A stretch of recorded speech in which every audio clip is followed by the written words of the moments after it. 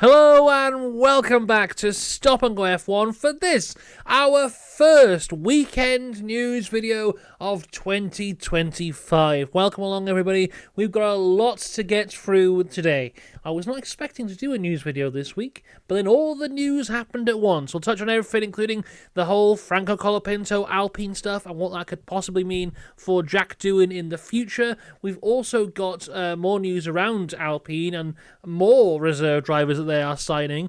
News looking at Spa and the future of that track. Some talking about the Williams launch, which is going to happen before the whole big F1 event.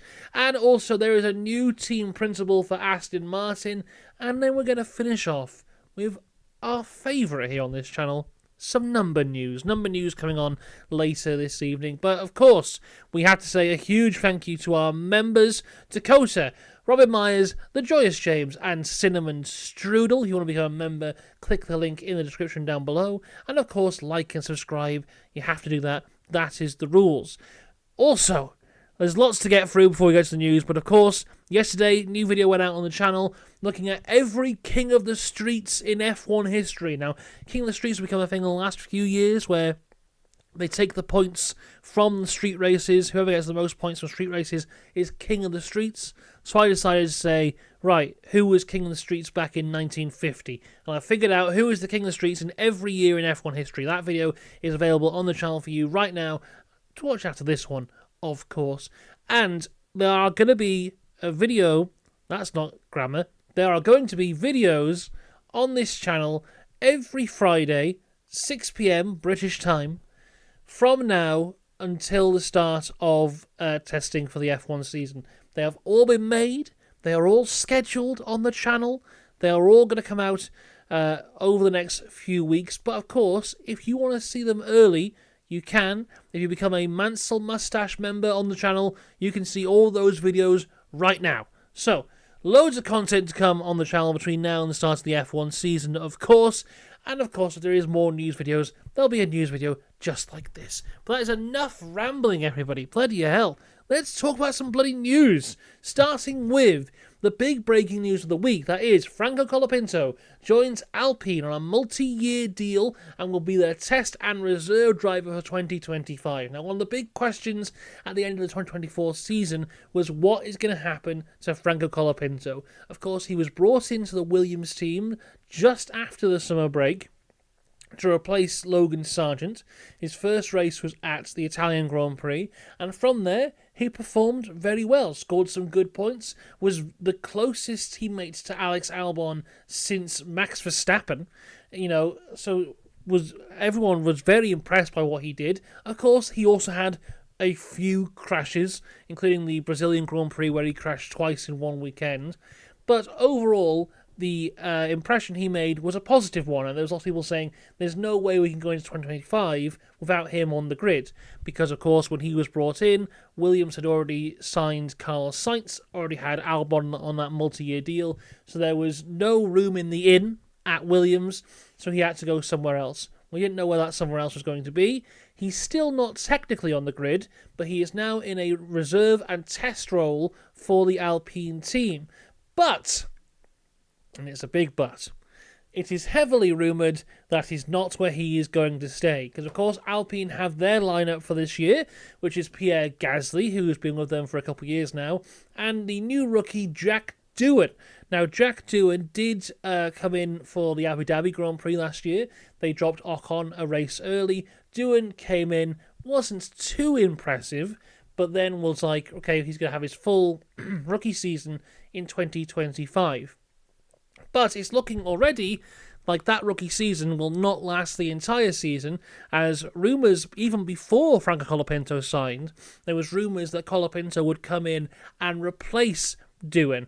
Now, what it looks like now, it's been reported by Pit Debrief, who I hadn't heard of before, but they're reporting this, that Jack Doohan has basically been given a 6-race audition at the start of the year to impress the Alpine team. If he doesn't, he will be replaced by Franco Colapinto. Now, the interesting thing here is Jack Doohan, also participated in the Abu Dhabi post-season test, and it looks like Alpine were not too happy with his performance there either. So not looking great for Jack Doohan at this point, but he has an opportunity to change that, because if it is a 6-race audition, then he has 6 races to prove the people wrong. And I think that is important to say, because as much as, Flavio Briatore is now back at Alpine and historically has been relatively cutthroat as Alpine in his seasons beforehand, I hope that Doohan does get a chance to show his worth here. Because, if we look at Franco Colapinto, this time last year, there was not a person on this planet who was discussing Colapinto as a potential Formula One driver. Even if we go back to the start of the summer break last year, there was no one discussing Franco Colapinto as a potential Formula One driver. The rumours regarding the replacement for Logan Sargeant, because I looked back to see who I was talking about at the time, I was not talking about Franco Colapinto. The rumour names were Kimi Antonelli, and then Mercedes said no. And then that left Liam Lawson and Mick Schumacher were the names that people were saying, it could potentially be them. To the point that at the time, going into the summer break, I thought, I'll make some thumbnails to be prepared for any news that happens over the summer break. And I made 2 thumbnails for the Logan Sargeant is being replaced news. Neither were used, but they were for Liam Lawson and Mick Schumacher. Let me see if I can find them here. So, here we go. This is my collection of thumbnails from the summer break of 2024 of news stories I thought were going to happen. So, if we just show this here, I'll get my webcam in the corner. So, the first news story I thought was going to happen is Kimi Antonelli signs for Mercedes for 2025. That did happen, and I believe I used this thumbnail. The second one was when Adrian Newey signed for Aston Martin. That did happen, and I believe I used this thumbnail. Then we go into the Logan Sargeant saga. Logan Sargeant getting dropped by Williams. I never used this thumbnail because they announced his replacement within the same day. But the people I had in the thumbnail were Mick Schumacher and Liam Lawson. There was no indication that Colapinto was getting that seat at all, and I had to make a brand new thumbnail. But there you go, that's a separate story.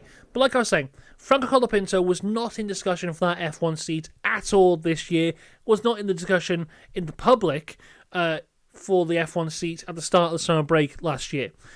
But what happened was, he was given the seat, he was given the opportunity, and whilst he had that opportunity, he showed how good he could be.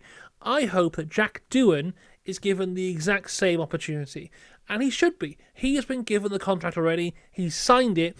If it is a 6-race audition, he has 6 races to prove he is as good or better than Franco Colapinto would be for them. If he gets in the car, if he doesn't crash, if he does relatively well, I don't expect him to be on the same level as Gasly, but if he can be as close to Gasly as Colapinto was to Albon, then that's incredible. And if you do a good enough job, they can't fire you. That goes for any job, not just a Formula 1 driver. If you're doing a decent job, they can't get rid of you. So Jack Doohan has the exact same opportunity that Franco Colapinto did. If you go in there and you impress, just don't give them a reason to let you go. If you go in there and you're not very good, then yeah, they'll start looking and they'll go, Colapinto, maybe it's your time to come in, and we'll see what happens there. But this is definitely one to keep an eye on at the start of the year. I do feel very sorry for Jack Doohan, if I'm perfectly honest with you, because it's another story of an Alpine junior not being treated very well. There's been this whole thing of these last few years of these Alpine juniors who never really get the opportunity. I mean, look at Oscar Piastri, that incredible talent that Alpine had on their books for years, and eventually he had to leave to get an F1 seat, and now he's doing incredibly well. Jack Doohan was the story of, oh no, look, we have our own junior and we've actually given him a seat. And now the story's gone, you've given him a seat for 6 races, and he's going into this new F1 season as a rookie, and that's, they should be building him up and giving him all the confidence he needs, but he's going to go in there, and every weekend it's going to be, are you going to be replaced by Franco Colapinto? Are you on your way out? Every time he makes a mistake in a practice session, the camera will pan to Franco Colapinto in the garage. So it feels very unfair on Jack Doohan, but he does have the opportunity to prove everyone wrong, perform well, and keep the seat. Will he? I don't know, but it's one to keep an eye on as we go through the F1 season of 2025, which is coming very soon. Franco Colapinto, though, is not the only reserve driver that Alpine have secured in the last couple of weeks, because Ryo Hirakawa also joins Alpine as a reserve driver. Now, he's most notable for his races in WEC with Toyota. He's done very well in that series. He also took part in the FP1 rookie thing for McLaren last year at the Abu Dhabi Grand Prix, and he also took part in the post-season test for Haas, because Haas have now got their connections with Toyota, so he was in there as well for them as a rookie. But yes, he's now been signed to Alpine as a reserve driver, as well as Franco Colapinto, and also not forgetting that at the end of last season, they also signed Paul Aron as a reserve driver as well. So 3 very talented drivers in the reserve ranks of Alpine. Be interesting to see what happens with these 3 guys, because Gasly's not going anywhere. Of course, Jack Doohan is under a lot of pressure, as we already discussed. But, if Colapinto gets in the car and he doesn't do very well, then we go, oh, well, maybe it's time for Aaron, or maybe it's time for Hirakawa, or maybe it's time for someone else entirely. And like I said, with Flavio Briatore now at the helm, or seemingly at the helm at that team, if you look at his era of Renault, he was very much willing to cut people off halfway through a season or towards the end of a season or whatever it might be. It seems like, Fernando Alonso at his peak, he was always having at least 1 or 2 teammates a year. I think it was only, who was, I can't remember his name. Oh my God. I can't remember the name of the guy. That's bad.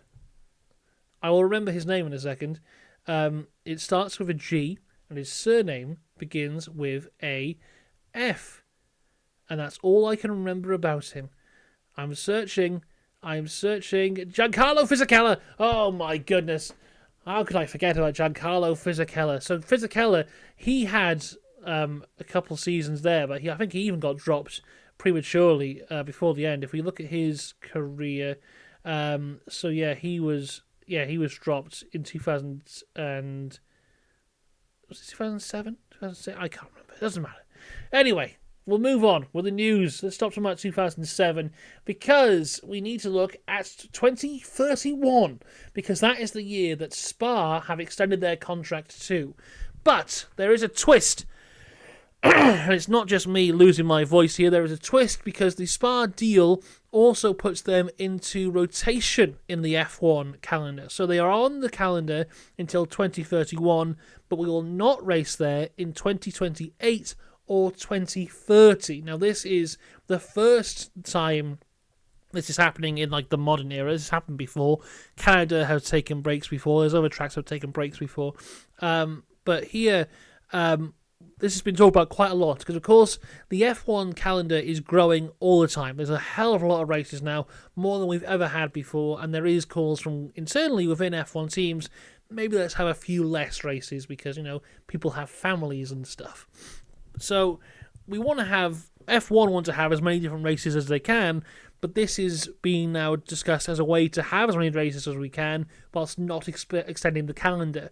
It was also rumoured that the Netherlands would get this type of deal, although it seems like they haven't, and they are just leaving F1.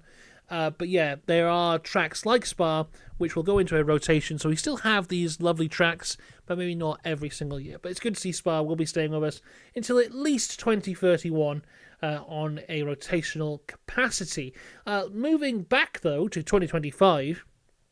and Williams have announced that they will launch their car on the 14th of February, which is kind of interesting, because the F1 75 big launch event at, I was going to call it the Millennium Dome then, what's it called, the O2, that will take place on the 18th of February, which I thought the whole point was that all the F1 teams release their cars, or at least their liveries, at the same time on the 18th of February. So Williams, 4 days before, are going to go, oh no, this is our car.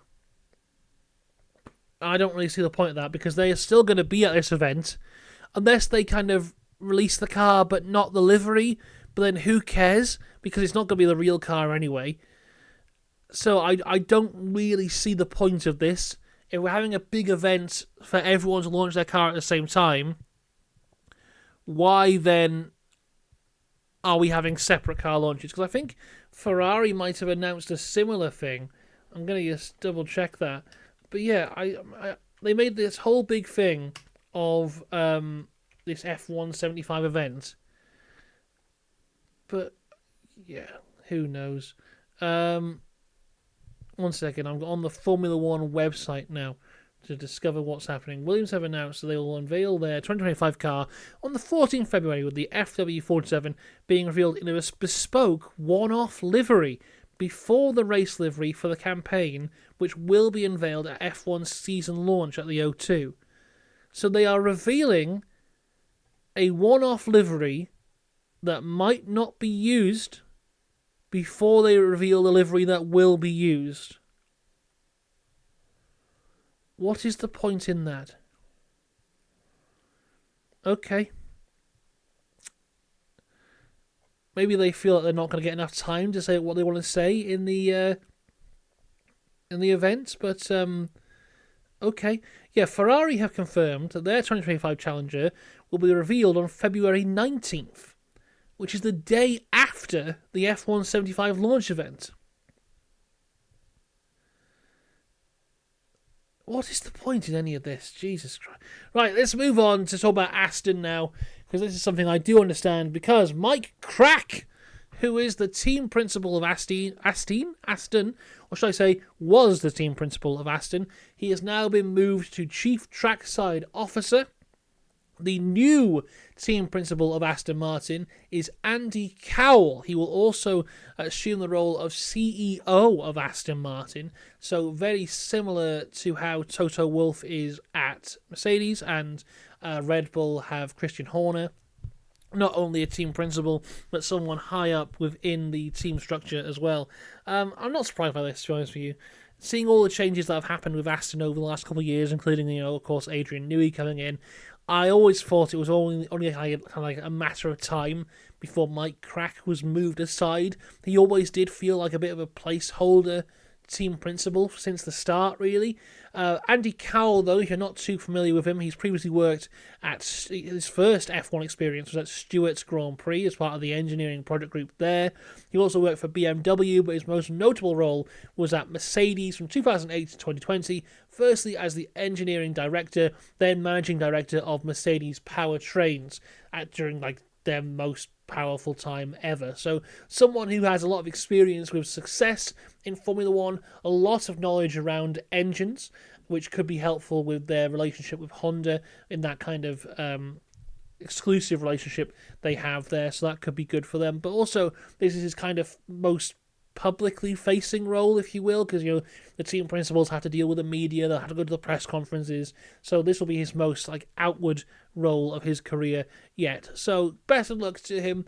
Look forward to seeing what he does with Aston. Of course, Mike Crack still part of the Aston Martin team as the Chief Trackside Officer. But finally, everyone, it's number news, because this was confirmed a few weeks ago, but we didn't have time to talk about it, so let's talk about it now, because Isaac Hadjar, who is part of the Racing Bills team, actually, they might not be the Racing Bills this year. I called them the Racing Bills all last year because their livery looked like the Buffalo Bills NFL jersey. But this year they might have a new livery that doesn't look like the Buffalo Bills, so they might be just the Racing Bulls. We'll have to wait and see. But he will use the number 6 this year. And in this era of choosing your own number, that number has been used by both Nicholas Latifi and Nico Rosberg. Riccardo Patrese has the most races with the number 6 with 111. There has been 6 world championships won by cars with the number 6 on them, including Nico Rosberg in 2016, Kimi Räikkönen in 2007, Nelson Piquet in 1987, Keke Rosberg in 1982, Emerson Fittipaldi in 1972, and Mike Hawthorne in 1958, and the number 6 has won 75 races, which is the 5th most of all time for any number in Formula 1 history. So a lot of history with the number 6, and it will be used by Isaac Hadjar this year. But there you go. That's all the news we got for you this week. It has been a bumper-filled episode of the weekly news video. A great way to start the 2025 season of news. Of course, we'll be back next Friday with a brand new video. What it will be, I can tell you, because I've already done it. Let me have a look. Hold your horses, everyone. Next Friday, the video is... Oh, it's a tier list. I think it's the first proper tier list we've ever done on Stop and Go F1. It is a tier list ranking every trophy from the 2024 F1 season. Of course, if you want to see that early, become a Mansell Mustache member. But until then, unless there's any breaking news that I have to come here and talk about, and actually, there will be a video before then, because on Wednesday the 15th of January, that is the 2-year anniversary of Stop and Go F1. So there'll be a special video going out on Wednesday. Yes, me probably sitting here talking to you yet again, but talking about the 2 years of Stop and Go F1. So that'll be here on Wednesday. The tier list video will be out on Friday. And of course, if there is any news between now and then, there'll be a breaking news video or a Saturday news video on Saturday the 18th. So until then, though, have a good one. I will see you later. Goodbye.